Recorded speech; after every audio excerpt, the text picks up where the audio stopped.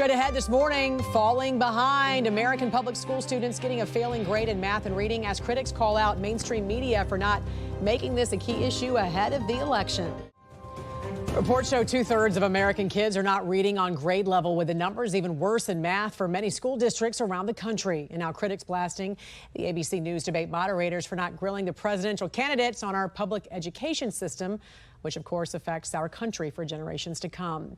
Joining us to discuss this is the Director of Outreach for Parents Defending Education, Erika Sanzi. Good morning. Now, you say sadly you were not surprised there was not a single question about education. Why not? Because I've spent over a decade being disappointed after watching debates. I'm hoping that there'll be a question about education, and there really almost never is, unfortunately. And, you know, it's not the number one issue for voters. That's fair enough, I think, for people to admit. But certainly it is a huge issue and has become a much bigger issue in recent years. And, you know, their question selection was mediocre at best. So it would have been nice to have heard something about education. And also, too, likely be the only time these two even meet on a debate stage. Also, too, the federal government's much more involved in K through 12 and higher education than I think the American public realizes. So tell us what you would have wanted to hear. I mean, certainly I would have wanted to hear something about, you know, the fact that families, particularly low-income families, are pretty trapped in schools based on their residential address, which is, I mean, obviously a total injustice. So I would have liked to have heard each of them respond to a question about what would they do to provide more options for families, again, especially low-income families, people who've been sort of trapped in chronically failing schools for generations. That would have been something. Another thing I really would have wanted to have seen the moderators press on, and honestly, I doubt they even know about this, if I'm being honest, is that the Biden-Harris administration rewrote Title IX, as we've discussed before. And that really means that anybody who supports that rewrite, which it appears Kamala Harris does, I would have wanted her to come out and say, yes, I agree with it. I think that boys and males should be able to enter girls' and women's spaces and play on their sports teams and sleep in their hotel rooms on overnight field trips.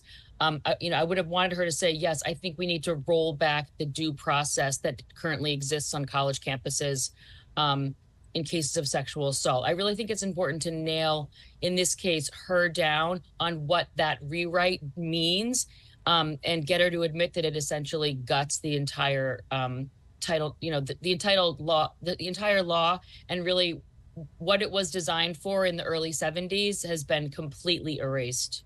Some lawmakers have said we should abolish the Department of Education and essentially build something new. What's your thoughts on that? Yeah, I think Trump has promised to abolish the Department of Education before. And I mean, the thing is, like, the president doesn't have the authority to do that. So even people who love the idea, like, that just can't happen that way. Congress would have to decide to eliminate it and take action.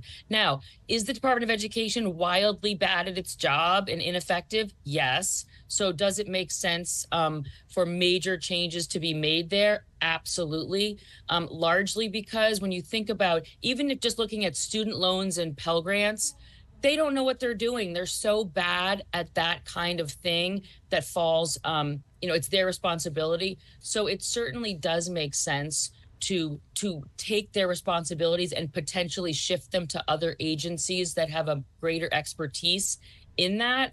But promises to get rid of the department, not so much. But does it make sense to, you know, make some changes and admit how wildly ineffective it is? Yes. You mentioned parental rights and school choice, especially when it comes to some of those lower income families.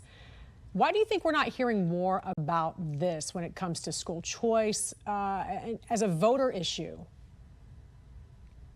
Well, again, it's largely because historically we know that voters don't usually vote on that issue. So even though the polling is overwhelming, it's most overwhelming actually with Black and Hispanic parents in terms of support for school choice. So you would think that the Democrats would say, oh, it's really popular with our base and our most loyal voters, we're in favor of it. But because the unions are so against it and the unions pump all their money into that party, and because in most cases what they find is that that issue doesn't really get people to change their vote, they still take those votes for granted. We've seen few exceptions where that's been a different thing, but unfortunately, we haven't seen the voting patterns on education enough that would get them to really do the right thing on behalf of these parents and these voters.